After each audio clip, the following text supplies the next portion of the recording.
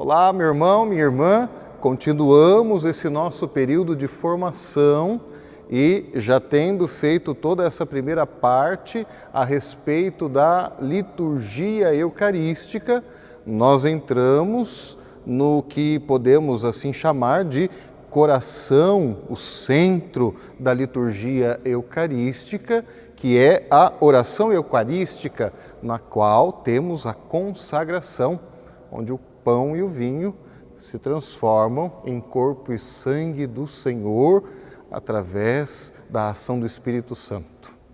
Então, vamos hoje meditar, aprender um pouco mais sobre a oração eucarística, que é uma grande oração de ação de graças, na qual temos a narrativa da última ceia.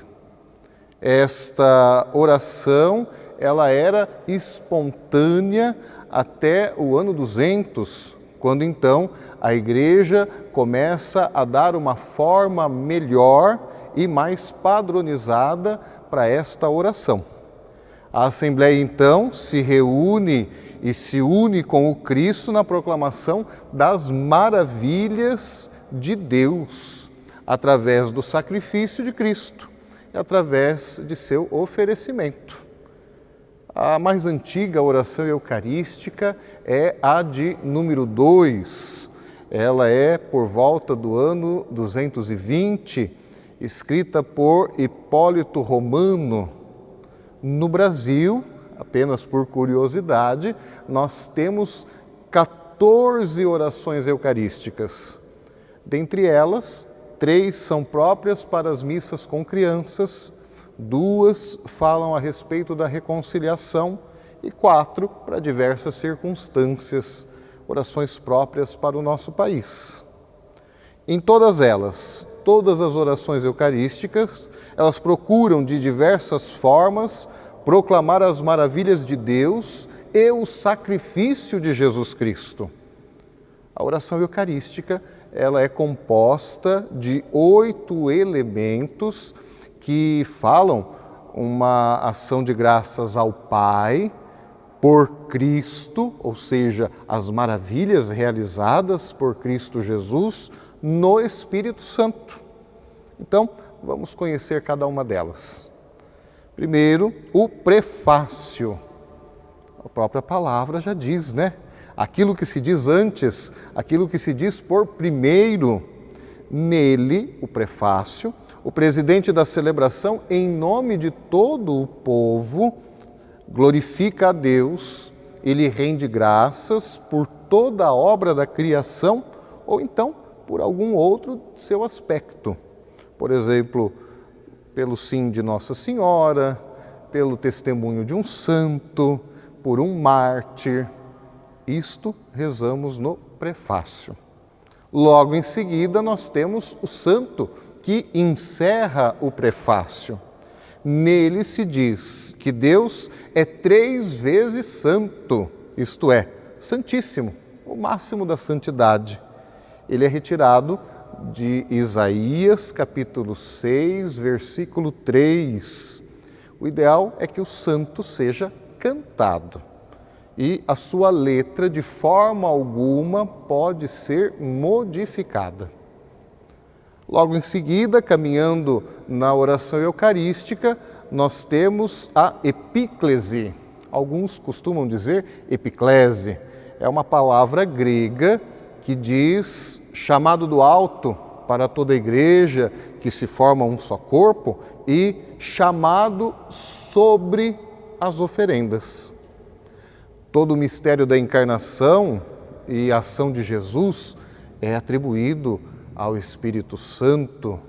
Nós bem sabemos, Jesus quis então permanecer entre nós no pão e no vinho consagrados.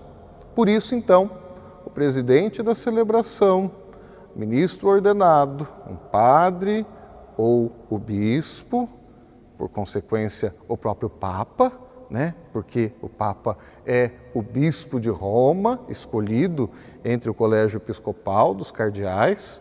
Então, invocamos o Espírito Santo sobre as oferendas para que elas se tornem o corpo e o sangue do Senhor.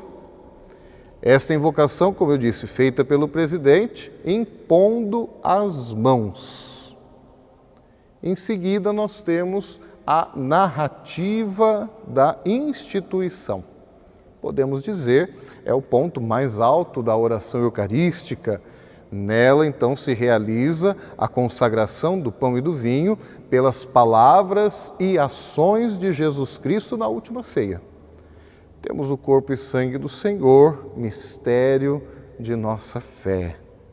As primeiras comunidades, elas tinham este momento como uma grande ação de graças, Eucaristia, pela experiência com o Cristo ressuscitado.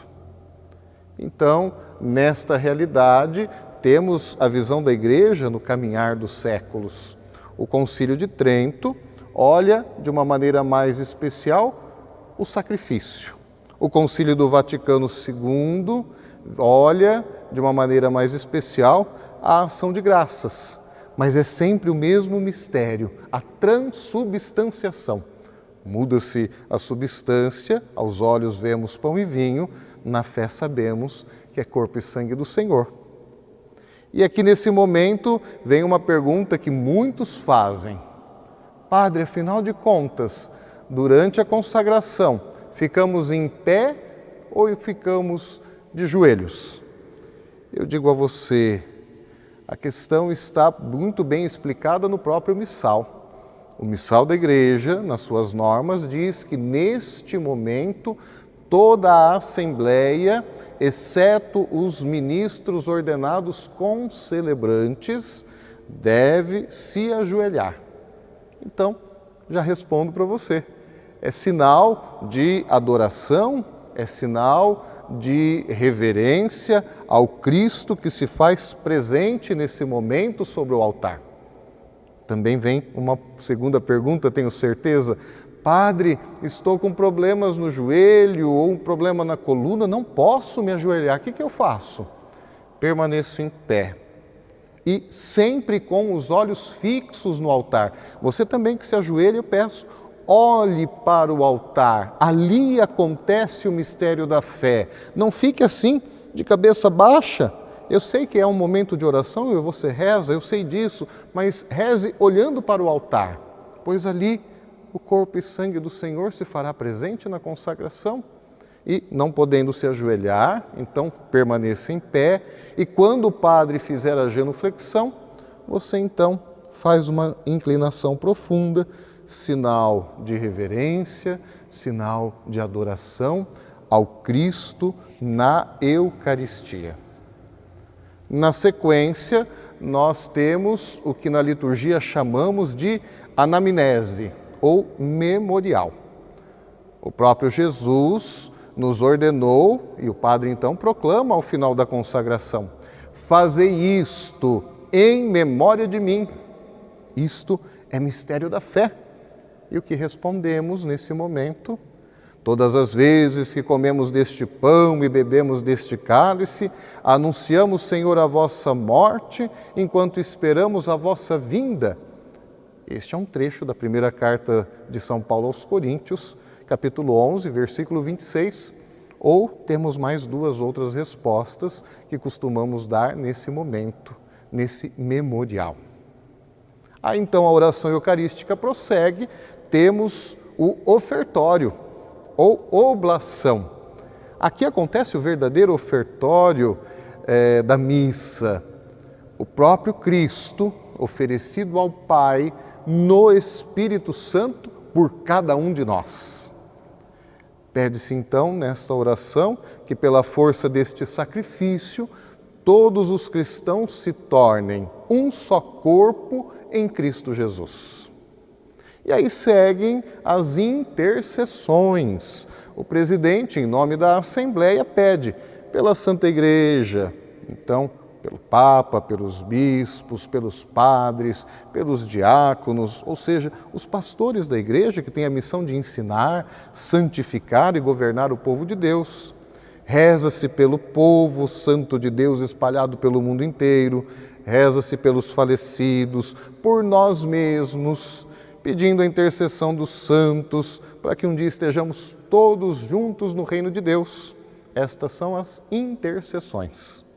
E terminamos a oração eucarística com a doxologia. A palavra talvez não ajude muito, mas é a oração do por Cristo, com Cristo, em Cristo. É uma oração presidencial. Deve ser feita somente pelo presidente da celebração. Não é uma aclamação que todo o povo reza junto. E nesta oração nós vemos por Cristo, ou seja, através dele tudo acontece. Com Cristo devemos estar unidos a Ele e em Cristo, identificados com Jesus. E assim oferecemos o santo sacrifício a Deus.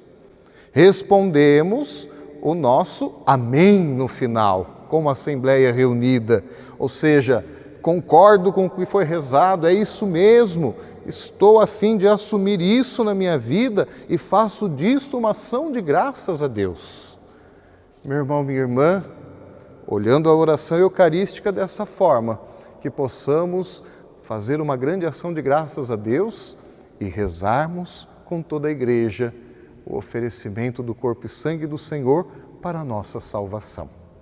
Terminamos aqui e depois continuamos ainda dentro da liturgia eucarística. Até depois.